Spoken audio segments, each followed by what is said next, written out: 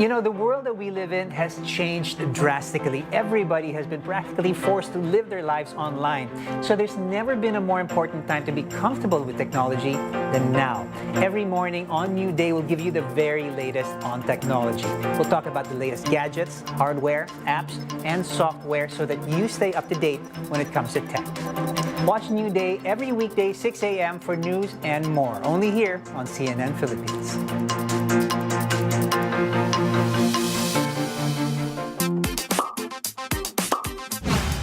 The adventure starts here. And everywhere else animals live.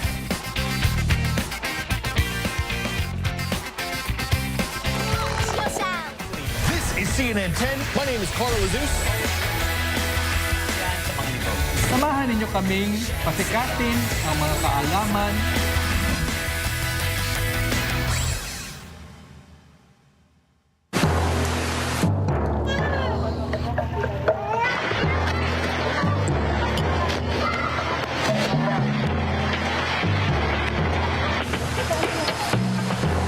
Ang mga residente ay stranded pa rin. Lahat halos ng mga bahay dito ay sira. Lampas tao na yung tubig. Overnight thinking, binantayan din natin ang sitwasyon. A portion of the Arten Bridge here in Navotas was destroyed. Nakikita sa likod ko ngayon, malakas na yung agos ng Mindanao River. Talagang nagbuhos ng napakatinding ulan. Ang resulta, lagpas taong taas ng baha. Agabi takot na po kami. Ilang minuto lang po na ang taas na po ng tubig. Merong mga outsiders na nananamantala. Wala pa nga rin daw tumutulong sa kanila. Kahit yung mga bahay dito sa paligid, lubog na sa baha.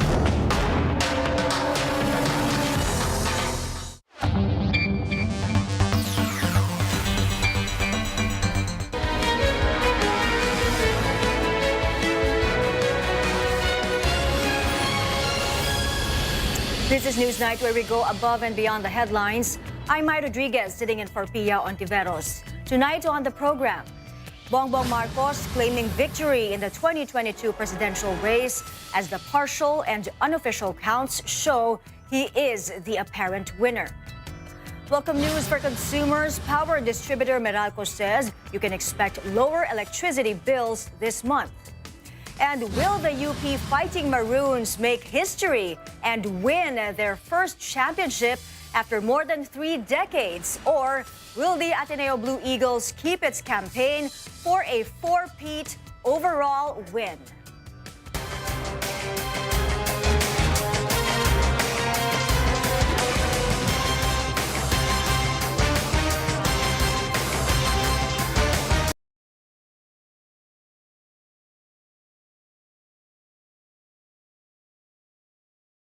Ferdinand Marcos Jr. is still poised to win the presidency. As of 4:32 p.m., Marcos has 31,088,020 votes. Leni Robredo with 14,814,221. That's more than double the number of votes, or Bongbong Marcos's votes is more than double of Vice President Leni Robredo. Manny Pacquiao in third place with 3,629,491 votes, followed by Isko Moreno and Ping Lacson.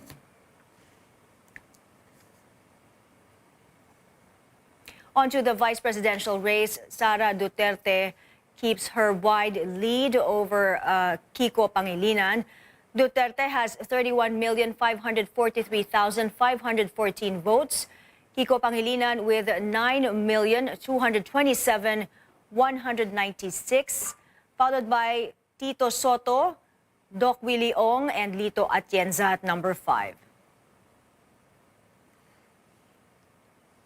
The COMELEC's accredited citizens arm, Parish Pastoral Council for Responsible Voting, or PPCRV, is leading a parallel and unofficial vote count. Let's get updates from Paige Javier. She joins us from the PPCRV Command Center in UST. Paige, how are things over there? The PPCRV aims to begin tomorrow the matching of the physical election returns with the electronically transmitted ones. They originally intended this to be started today, but they wanted to wait a bit longer so that more election returns can come in. As of 2:35 p.m., the PPCRV has received nearly 19,000 election returns, mostly coming from the Luzon and the National Capital Region or Metro Manila. Nag-iintay po tayo ng isang araw para po mas dumami ang ating ERs, hindi lang po sa NCR, pero sa mas madaming lugar galing sa Luzon. Susunod din po, bukas siguro magdadatingan ang iba sa Visayas. Perhaps starting tomorrow, we're going to release yung percentage match, no? Like we did in 2019. The PPCRV reported a 99.995% match rate in the 2019 elections. Villanueva says they cannot promise to receive all of the nearly 106,000 returns by this week, since other precincts are located in far-flung areas. But she says they will continue encoding and accepting these returns even after May 20th. Villanueva reiterates there are no discrepancies noted so far and that they're looking into the speculations we're seeing on social media. Mai? Paige, you mentioned the reports and posts spreading on social media. What does the PPCRV have to say about these issues? Well, they addressed a lot of them in the press conference earlier this afternoon, and the poll watchdog appeals to the public to be more cautious in spreading these posts, especially if they're unverified. Nakakalungkot na itong election cycle na to, padami po ang sapalaran ng misinformation on all sides. And I really want to caution the public. Panahon po na maghinahon at intayin ang mga trabaho ng COMELEC, ng mga iba-ibang mga citizens' arms. The PPCRV also denied the alleged tear gas incident, which some people say happened here yesterday. And they also addressed the shortage of volunteers. In fact, they said that they are already filled with volunteers up to May 15. However, for those who still want to volunteer beyond that date, which is May 16 to May 20, they said that slots are open and that they're accepting sign-ups for those who want to help out. We also saw a lot of food donations coming in earlier this afternoon when we arrived here at the UST PPCRV Command Center. They're grateful for all of these donations, but they also urge the people to donate only to their official channels to avoid those who want to put the PPCRV's name in a bad light. Mai? Thank you, Paige. Javier there reporting. With his huge lead over other contenders in the partial and unofficial COMELEC tally, presidential candidate Bongbong Marcos now claims victory in the race to Malacanang. Our correspondent Rex Ramito is joining us from his campaign headquarters in Mandaluyong. Rex, what's next for Bongbong Marcos after his declaration of victory? His spokesperson, Attorney Vic Rodriguez, says they're finalizing the members of the transition team and his cabinet. Rodriguez also says Marcos has names in mind but declined to reveal them for now. They will meet today and tomorrow to talk about it. He will also have another address to the nation soon. Also, the Marcos camp has officially declared a victory in the presidential race. Marcos' chief of staff cited the 98% of votes counted based on partial and unofficial count, and that his lead of 16 million votes is already unassailable. Rodriguez also says Marcos will be the president for all Filipinos, even those who did not vote for him. The lawyer also says Bongbong is looking forward to work not only locally but with international partners as well. The Filipino people have spoken decisively. Ferdinand Bongbong Marcos Jr. will be the 17th President of the Philippines. This is a victory for all Filipinos and for democracy. He says, "Judge me not by my ancestors, but by my actions." Rodriguez, however, clarified Marcos has not declared victory himself yet. He says it's the nature of his boss not to assume anything until he's there. Marcos, meanwhile, also visited the tomb of his father, Ferdinand Marcos Sr., at the libingan ng mga bayani. In a photo release, his camp says Bongbong is grateful to his father, who have been his inspiration in life. His camp adds, his father also taught him the value and meaning of true leadership. The Duterte administration and the Supreme Court allowed the burial of his father in 2016. Critics and surviving martial law victims, meanwhile, are against the ruling. Attorney Rodriguez also said BBM will soon face members of the media. He has yet to say where and when that press conference of Marcos will be. Marcos' chief of staff was also asked if vloggers will be accredited by their administration. He says they will consider that possibility. Marcos showed up here a while ago to greet his supporters before he went inside his campaign headquarters. Back to you, Mai. Rex, many are wondering who will compose this economic team, who will get us out of this slump. What are the names that have been floated and who is standing out?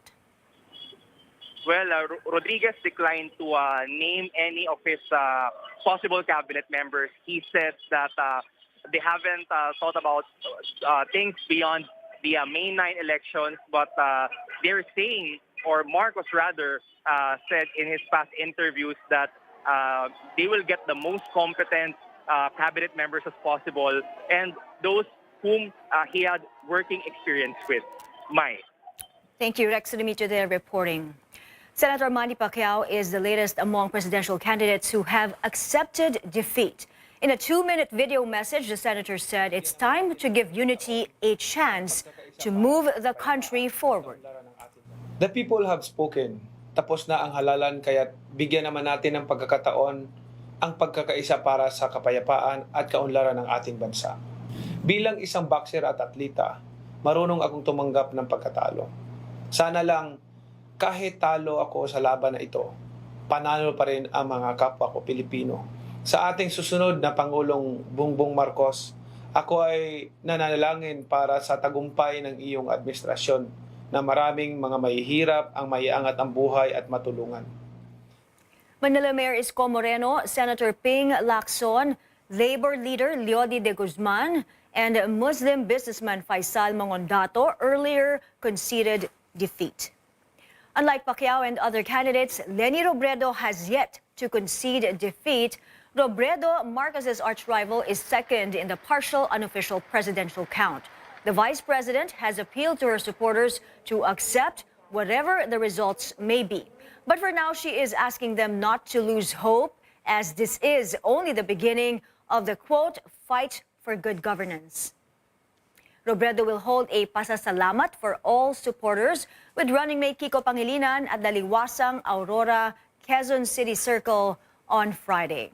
Straight ahead, more controversies hounding the 2022 polls, with the COMELEC investigating at least 2 election-related incidents.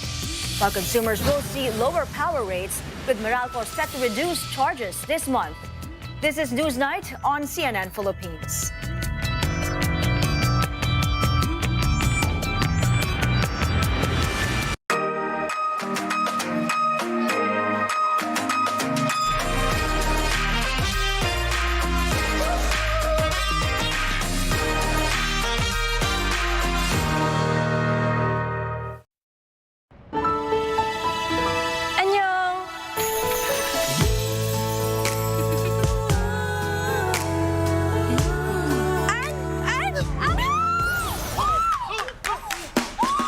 Making life sweet is easy dahil 35 pesos SRP lang ang San Miguel flavored beer. Swak sa budget, panalo sa sweetness.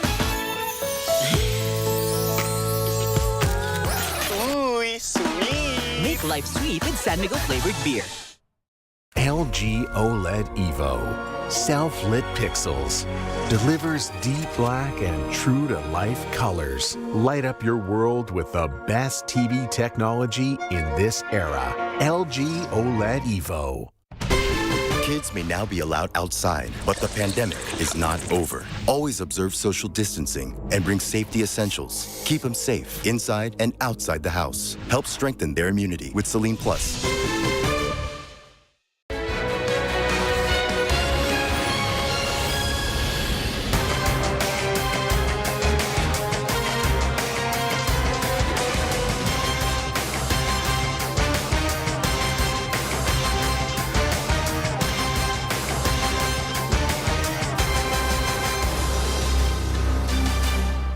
Welcome back. Let's check on the partial and unofficial vote count again. As of 4:32 p.m., Bongbong Marcos has kept his wide lead with 31,088,000 votes. Leni Robredo, 14,814,221 votes.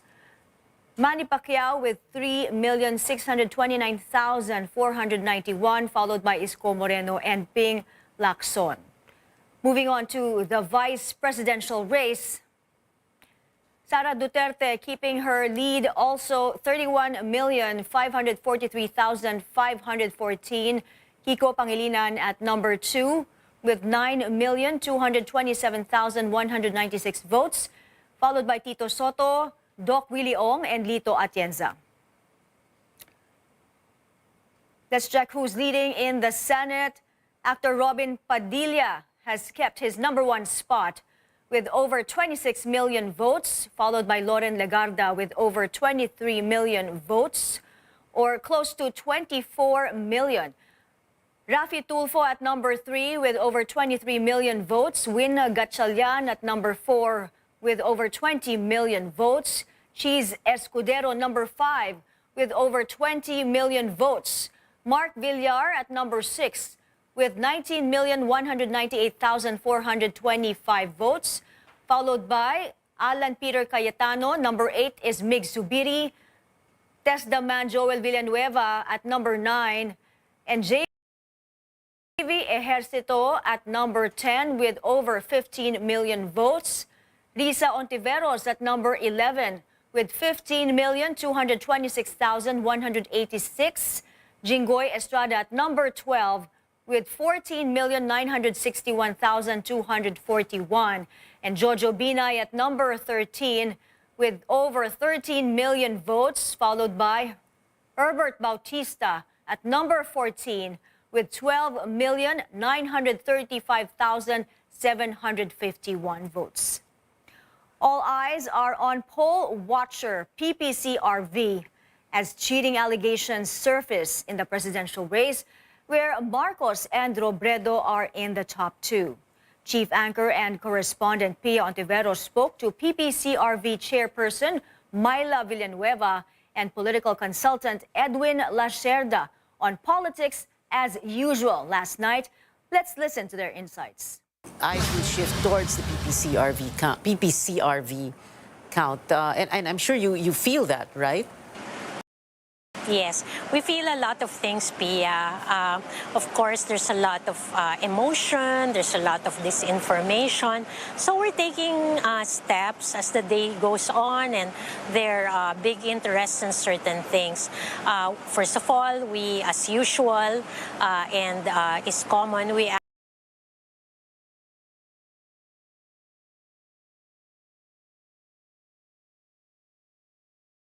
around the transmission and the other details about VCMs and SD cards. There's also a lot of questions around the speed of transmission or certain patterns that I was asked in the earlier news cycle. And I wanted to say that we asked experts from the math department of Ateneo and UST. They have not found any irregularity in the transmission patterns that people have seemed to talk about in social media this morning. Patterns, variants, because exactly like you said, sa social media, umiikot yung mga graphics na yon. So you're parang telling people na kalma lang, no? We haven't found all these math experts, and that's important. We have these subject matter experts who are on it and have not found anything. As of the moment, yes. And let's also say that they are PPCRV volunteers, but they're also from universities that I have invited. You were here when all the numbers were starting to come in. And it's been 24 hours. There's still some, medyo mataas ang emotions, no, ng mga Lenny supporters, for example, no. How would you address them now? Although you are not naman, hindi ka naman bahagi ng Lenny campaign ngayon. I think there's this thing going around that there's a variance, there's a problem with the COMELEC o the transparency server count, or by and large, pareho lang naman ang results figures ng tatlong servers na yun.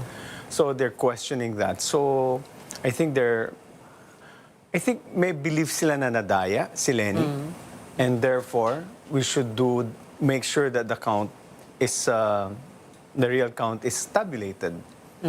But that's not what COMELEC is doing now? That's COMELEC's count already. Yeah. But, so that's why. And there is PPCRV's count. There's also. PPCRV there. So PPCRV, we know it's non-partisan. So, and it's me that gets exposed, gets all the figures. No? In fact, you're reporting ahead of the official count, which is basically the same numbers that they're going to report in. So fundamentally, I don't know what we're looking for, actually. Except maybe perhaps for the number of VC machines that weren't working. The question at the end of the day will be, assuming that they're all correct, would those uncounted VCs that were not transmitted be sufficient enough to overturn the votes? The Senate receives the first batch of certificates of canvass and election returns for the presidential and vice presidential elections. Ballot boxes from the city of Malabon arrived first last night, while those from Cambodia and Vietnam came in this morning. The Senate is expected to receive the bulk of ballot boxes on May 22nd. Senate President Tito Soto says Congress, sitting as the National Board of Canvassers, may begin canvassing on May 24th. As partial and official results of the senatorial race trickle in, the Commission on Elections is looking into some election-related incidents in Mindanao. For more on this, Paolo Barcelon is joining us live from the National Board of Canvassers venue in Pasay City. Paolo, let's begin with these election-related incidents. Tell us what happened. Well, my two election incidents in Mindanao are now being thoroughly looked into by the poll body. The first is the balloteering incident in Cotabato City, caught on video and posted on social media. COMELEC acting spokesperson Rex Laudianco says they are investigating whether or not the men in uniform seen in the video were among those deputized by the COMELEC as members of the Electoral Board after teachers initially assigned to 175 clustered precincts there backed out due to security reasons. These reports are yet to be vetted. Parang ang nangyari po yata that they're tearing the unused ballots, but perhaps parang spoiled ballot po yata kasi parang yung first part lang po yung may shade, yung the succeeding parts po hindi na nating nakita. The poll body is also probing another election-related incident in Tuburan, Lanao del Sur. Meanwhile, actor Robin Padilla leads the partial and official senatorial tally of the COMELEC. As of May 11, he is leading at 612,684 votes, followed by Rafi Tulfo, Loren Legarda, Mark Villar, Winga Chalian, Cheese Escudero, Alan Cayetano, Joel Villanueva, Jinggoy Estrada, JV.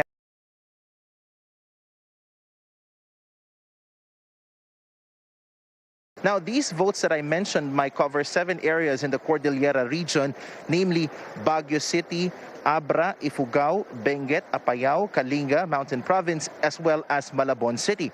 This official tally covers over 1.1 million votes cast for Senate seats. In the meantime, the COMELEC unbanked, sitting as the National Board of Canvassers, has suspended its session until 7 o'clock this evening. 77 of 83 expected provincial certificates of canvass are in as of 6 p.m. Mai. Paolo, do we have a list so far of the areas where the proclamation threshold has been lowered, especially in local races? And for the benefit of our viewers, what does this mean? Well, the poll body explains that they allowed the request of the local board of canvassers to lower the threshold in proclaiming winners in some local races. Now, the COMELEC says untransmitted results will no longer affect, or this depends rather on the situation on the ground. If the untransmitted results no longer affect the results of the polls as was done in 2016 and 2019, then such a request may be filed. Now, among those areas, let me just mention quickly, Mandaluyong City, wherein the race for mayor, vice mayor, congressman, and council councilors, the threshold there was lowered. Muntinlupa, the race for mayor, vice mayor, and congressman.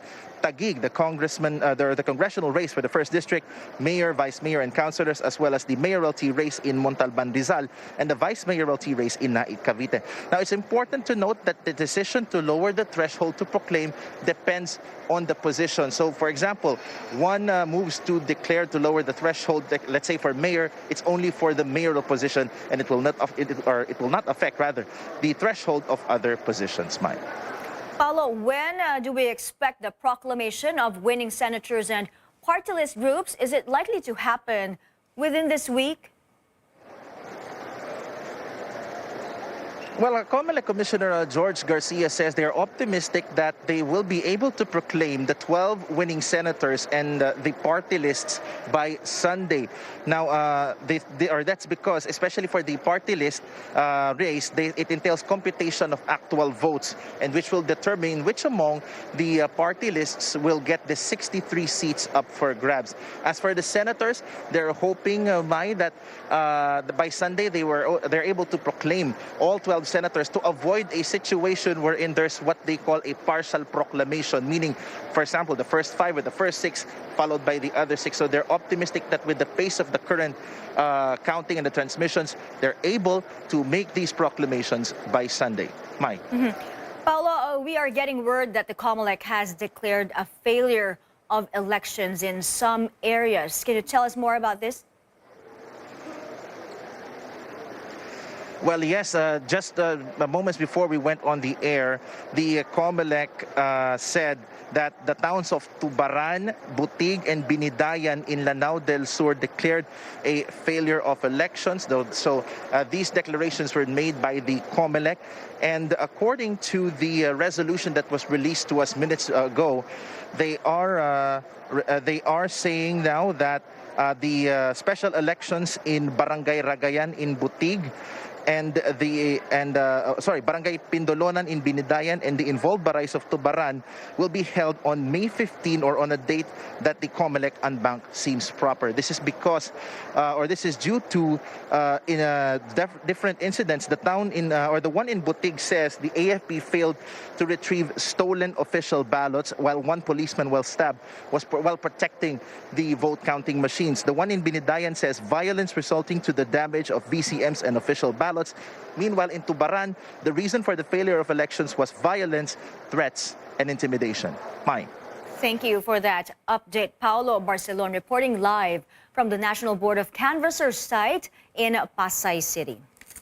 On to the gubernatorial elections. Who are the incumbent governors getting another term and who lost their seats? As Tristan Nadalo tells us, most of the winners in vote-rich provinces supported Bongbong Marcos and Sara Duterte. Familiar names and incumbent officials secured another term in the just concluded national elections. In vote-rich province of Cebu, home to over 3 million voters, Governor Gwen Garcia wins the seat against former Tourism Secretary Ace Durano. Garcia won over 1 million votes, the highest recorded so far for a gubernatorial candidate. During her proclamation, Garcia says that apart from winning, she also felt relieved to have delivered the votes for the tandem of Bongbong Marcos and Sara Duterte. It's a fulfillment of a commitment. I committed that I would do my very best to deliver Cebu to the UNIT team because I believed in their message of unity. Cavite Governor John Vic Remulla was also re-elected with over 1.3 million votes. Laguna Governor Ramil Hernandez was also proclaimed after winning his last term for the province. Bulacan Governor Daniel Fernando also emerged victorious together with his running mate Alex Castro. In Negros Occidental, Bong Lacson won the province's top post with over 900,000 votes. The Mandanas Levista tandem also triumphed in the province of Batangas. Toto Defensor meantime leads in the province of Iloilo with over 800,000 votes. The Inares family remains in power in Rizal province with Nina Inares getting re-elected as governor. And in Pampanga, Delta Pineda and Lilia Pineda won the governor and vice governor posts respectively. Rounding up the top 10 vote-rich provinces, Pangasinan elects a new governor with Congressman Ramon Guico defeating incumbent Amado Espino III. This is not the first time Guico defeated a member of the Espino clan in the province. Imagine kung ilan yung nagtiwala sa iyo na nakita ka lang at nag-hope na sana may bagong administration ang Pangasinan. So hindi po pandaraya ito, gaya ng sinasabi nila. We have really nakuha po natin, na-capture natin ang tiwala ng Pangasinan. In vote-rich Davao City, re-electionists Paulo and Baste Duterte, sons of President Rodrigo Duterte, were proclaimed first district representative and city mayor respectively. It is telling the majority of the winning governors in these vote-rich provinces back the tandem of Marcos Duterte. Tristan Odalo, CNN Philippines. Straight ahead on Newsnight, the Fighting Maroons and the Blue Eagles are facing off for the highly awaited Game 2 of UAAP men's basketball. Keep it here on CNN Philippines.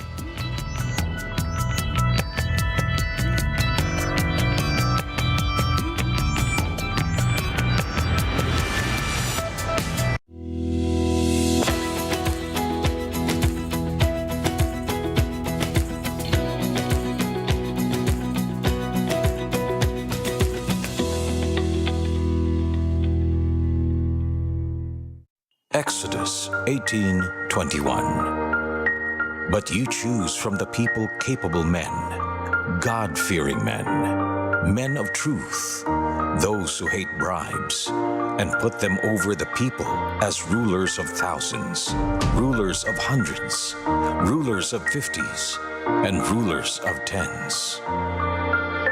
Ang mabuting balita ay hatid sa inyo ng MX3. For us food experts, pure love deserves only pure sarap with Pure Foods corned beef. Our gold standard in beefy taste and goodness. That's why for us, it will always be Pure Sarap, Pure Foods.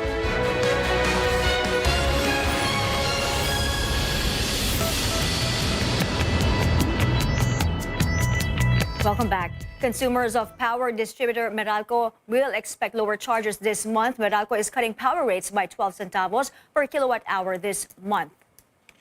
Households consuming around 200 kilowatt hours per month will be charged lower by 24 pesos. Meralco says the reduction is a result of the Energy Regulatory Commission's order to refund 7.8 billion pesos in excess collections. In sports, Team Philippines scores its first gold medal in the 31st Southeast Asian Games in Vietnam. Marie Francine Padios topped the women's seni-tunggal single category in Pencak today. Malacanang congratulates Padios for, quote, bringing glory to the country. And moving on to the UAAP, UP and Ateneo face off again for the highly awaited Game 2 of the men's basketball finals at the Mall of Asia Arena. Currently, the Blue Eagles have an early lead this first quarter. 17-16, UP won the first game. So if they take this one, the school earns its first championship in 36 years. But an Ateneo win means Game 3 pushes through on Friday, giving the Blue Eagles a chance to claim a four-peat title in the league. But both teams have already scored triumphs this season through individual awards. Ateneo big man Angelo Kwame is named Most Valuable Player of Season 84. Kwame tallied 69.21 statistical points. Meanwhile, UP's Carl Tamayo earns Rookie of the Year. Tamayo is the first Fighting Maroon to win this since Juan Gomez de Llano in 2017.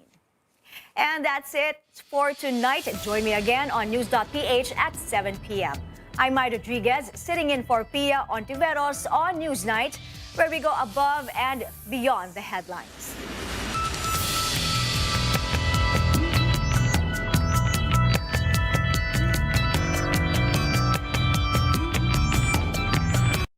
This program is brought to you by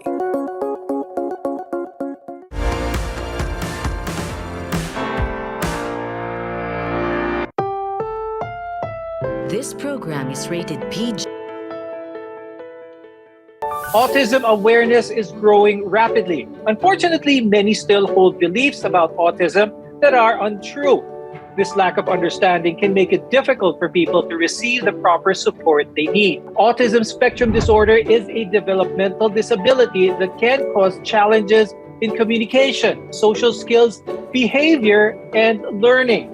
The term spectrum refers to a wide range of symptoms and severity.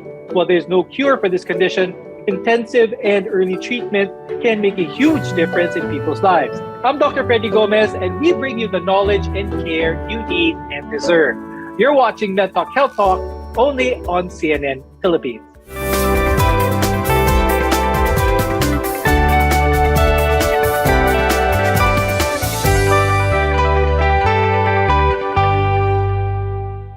Misconceptions about autism can make people living with this condition feel isolated and lonely. Our guest today will help us understand this condition as well as dispel some of the misconceptions or misinformation surrounding it. With us is Dr. Catherine Baltazar Braganza, who is a neurodevelopmental pediatrician from UST Hospital and the Philippine Children's Medical Center. Also joining us is Ms. Mona Magno-Veluz.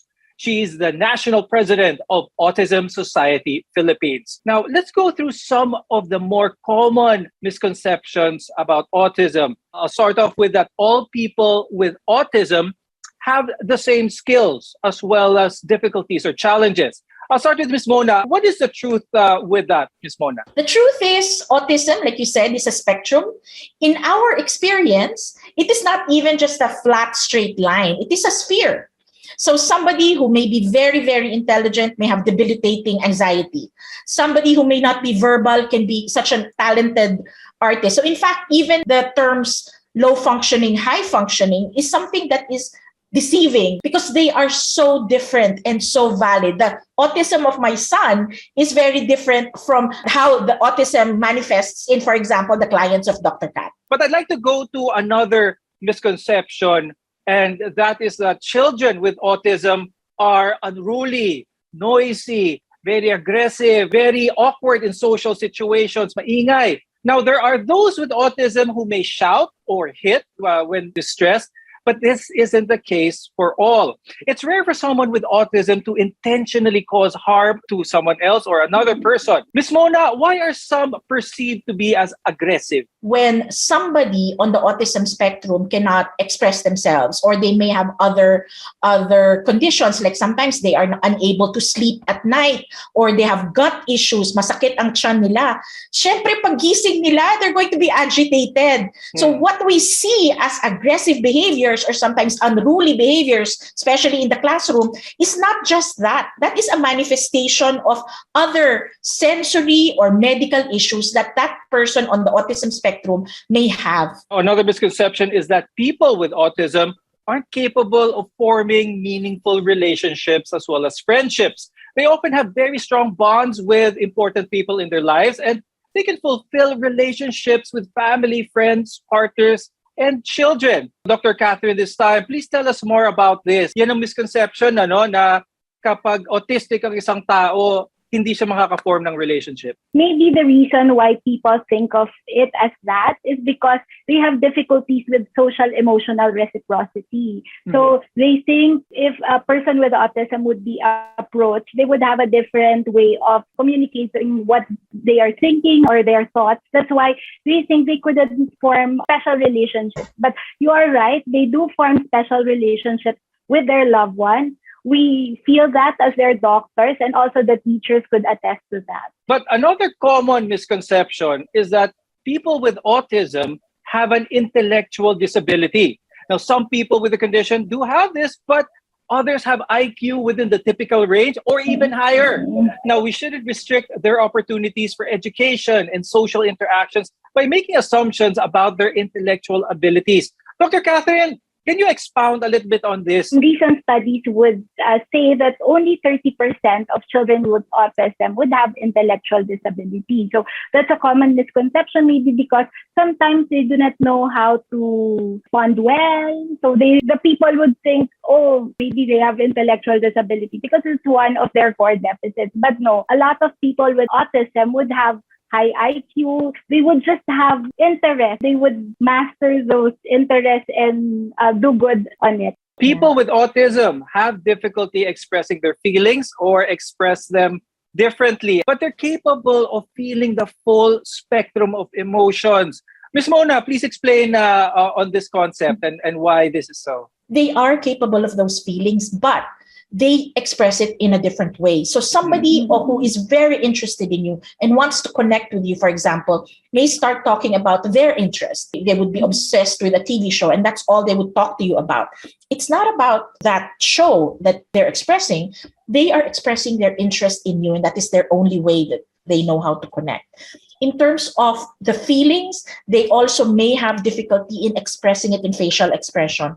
Sometimes they also have difficulty in understanding what the facial expression of the person in front of them is talking about. So this is something that we teach, believe it or not, in occupational therapy, in speech therapy. That is a skill that they have to acquire through intervention. But they are capable of so much emotion and so much passion. Another common misconception or myth about autism is that it is a childhood condition that can be outgrown or cured even. Now, autism characteristics start early in life and continue through adulthood, which is why it can't be outgrown. Could you explain how they should look at this? Autism is described as a lifelong condition. So the symptoms would change from time to time. So maybe that's why others would think that it could be outgrown. So a study done in 2020 said that around approximately 9% of those children earlier diagnosed with autism don't meet the criteria anymore by youth. So things that were found similar to those children who do not meet the criteria later on would have good cognitive skills by 2 years old and early intervention. When we return, we'll discuss the symptoms and causes of ASD.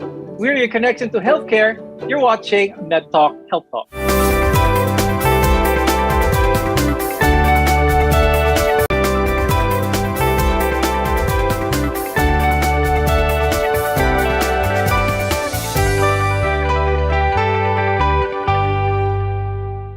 ASD varies widely in symptoms and severity, so making a diagnosis may be challenging.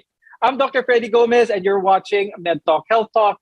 We're together in health. Diagnosing ASD can be challenging, even difficult, as there's no medical test to determine if they have it. Dr. Kath, with that being said, paano nadadiagnose, or how does one meet the diagnostic criteria for having autism spectrum disorder? We base our diagnosis in DSM-5. So the core deficits are usually grouped into two. It could be social deficits in social communication and repetitive, restricted behavior, interests, or activities. The deficits in social communication would include social reciprocity, so nonverbal communicative behavior. So these are the abnormalities in eye contact or use of gestures, and maintaining and understanding relationships.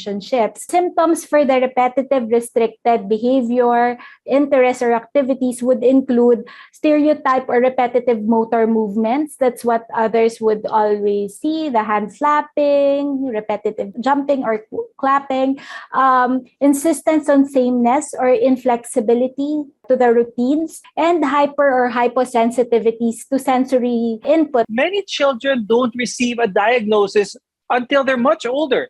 And this delay might cause these children to not get the early help that they need, because the symptoms of ASD will normally appear during childhood, approximately around the toddler age, it's around the 1 to 2 years old. What are some of the common signs shown by individuals with autism? The most common that we see in clinics is language delay. So they don't get to talk on the age that we're expecting them to talk. And usually they come because of poor response to social overtures, meaning when you call them, they don't look at you. They don't turn their head. So red flags that were published include by 12 months, they does not respond to name calling.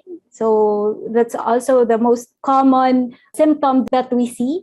Second is does not point to objects to show interest. So they don't engage in joint attention. They don't tell you if they're happy or they like something. And then by 18 months, they do not pretend play. What is your advice for parents? When should they see a doctor? What we suggest to parents who come to us is always trust your gut. If your child, as you see them, as you observe them, is already exhibiting certain things that were not, for something that you did not see in your older child, then you go to a doctor. Also, sometimes when they have cousins, you can compare. You go to a doctor. Also, if you have autism in your family, sometimes your family members can also give you guidance and, okay, that might be a red flag. Let's go and check. So our advice is, when in doubt, go to your doctor. We've been talking about children most of this time, but adults can also have ASD. And this doesn't mean that they develop the condition in adulthood. Most likely, they were unaware that they had this condition or weren't diagnosed when they were children.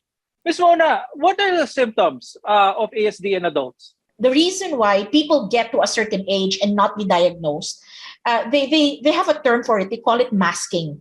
If your parent tells you you're not supposed to feel that, you're not supposed to do that, then the person tries to adapt. And this happens a lot in girls. They say that girls mask better than boys. We do see a lot of adults on the autism spectrum who have not been diagnosed earlier. In my program called ASP Autism Works, we try to find employment for those who are on the spectrum. And the late diagnosis applicants that we get usually go to their psychologist or their psychiatrist for other concerns. For example, they have difficulty in holding a job or difficulty in expressing themselves to their family or to friends. So these are other issues that bring them to the professionals, and with the professional, they get the diagnosis. But another common misconception that I'd like to point out, which I think is very important, especially in the Philippines, because maraming naniwala na autism is caused by vaccines. But do we already have an idea on what causes autism? There is certain predisposition in developing autism. However, we don't know yet what the specific cause is. So regarding the vaccines, I think the reason why people initially believed it was because of vaccines, because the symptoms come out usually at 18 to 24 months when we give the MMR vaccine. So maybe that's why they thought it was caused by the vaccine. So predisposing factors include genetics. So based on twin studies, families who would have one person with autism would have predisposition of having another child with autism. Other predisposing conditions include preterm delivery, high-risk pregnancies. So those are the more common ones that they think of as cause of autism. With that wide range of people falling into the diagnosis of autism spectrum disorder, how specialized can that treatment be? So the main focus of the interventions would be to minimize the core deficit, maximize adaptive functions, and minimize the coexisting conditions when they grow up. It should be individualized, so it depends on the needs of every child. Ms. Mona, let's talk about some of the more common challenges that adults with ASD may have. What I see as deficits would be inability or lack of tact when they speak. So they are sometimes misunderstood in the workplace. Another one would be their lack of desire to work in a team, and they would rather work alone. They excel in solitary activities. Another thing would be the stress that they receive when you give them deadlines or when they would have to socialize. Those are factors that for the rest of us that don't really matter, but for them, it gives them a high level of anxiety. What are the basics when it comes to those with ASD? A lot of people may think that they need to have their space around them. They cannot be touched. Are these sort of misconceptions true? Do these still hold true now, or should that vary per individual? Whenever I have sensitivity trainings, and I do this for employers, for example, you have to talk to the individual because they are so unique. then you have to ask them, how do you want to be called? Do you get offended when I call you autistic? Is it okay for you to be touched? Do you want a little bit more space? Do you need a headset? It's the same for when they are in college and when they are at work. So all of these things matter. And the key thing here is you have to ask them, you have to talk to them, you have to be with them so that you can find out more about individuals on the autism spectrum. Now, for many people with ASD, living with this condition is not easy. When we return, we'll talk about this and how it affects their families. Your health is our mission. This is MedTalk Health Talk.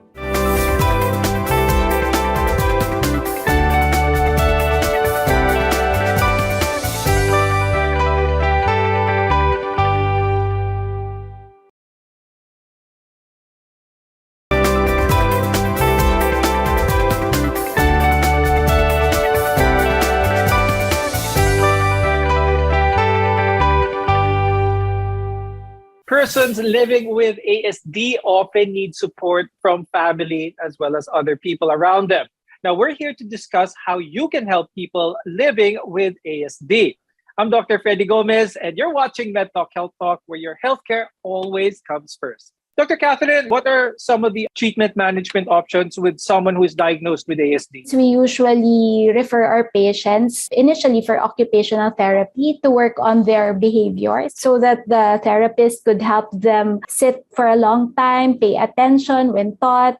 This would also address their play and their self-help skills. So once they're okay already, we start speech therapy sessions so that they could be taught how to communicate. Also, we always emphasize that family support is very important. People in the house or the family should always support the growth of the child. Are there tests to see if they can cope up with normal school? Dapat ba special school? Could performance in a normal school be a red flag na baka may autism ang bata? The choice of school is dependent on the child's needs or the child's abilities. So if we see that they could comprehend, that they could answer questions, or sometimes we do academic testings in the clinic and they could do well in a regular school, then we advise them to be in a regular school. But some kids, they would have difficulties with reading comprehension. Then we suggest putting them or enrolling them in a special school. Now, Mona, can therapy help someone with ASD function better in society? They are very helpful in keeping a child engaged in the community. The speech therapy, occupational therapy are very important because these are pre-learning skills. But once they are older, like for now, like there's a pandemic, imagine a child on the spectrum stuck at home who cannot go out, who cannot participate in a community activity. So for the Autism Society Philippines, it has become very important. It has become a priority that we continue our non-traditional intervention by providing opportunities for them to come together on Zoom or on any other platform. It is important for them to flex those skills that they should be flexing if it were face-to-face. Now, before we go, Dr. Kath, do you have any message for our viewers? There is always hope in children with autism. When you have a gut feeling that something's wrong, that your child is not developing well, consult at once. And Mona, any words to say for our viewers when it comes to ASD? And please share with them how they can get in touch with Autism Society Philippines as well. Autism is a lifelong developmental condition. Those on the autism spectrum can live productive, meaningful lives with early intervention, unconditional love, and societal acceptance. You can go to Autism Society Philippines Facebook page, Twitter, Instagram for details. And let's join hands, cooperate in inspiring acceptance, accommodation, and appreciation for those on the autism spectrum. This discussion was very helpful, I'm sure, for a lot of our viewers. Thank you, developmental pediatrician Dr. Catherine Baltazar Braganza and ASP National President Ms. Mona Magno-Veluz. Research continues to advance our understanding of autism, but there is still a lot more to learn. In the meantime, it's best to seek help as soon as you suspect that there is something off or something wrong. The earlier children with this disorder can get help, the greater their chances of treatment success. Stay safe, everyone. We want to be your partner for a lifetime of good health. I'm Dr. Freddy Gomez, and this has been MedTalk Health Talk on CNN Philippines.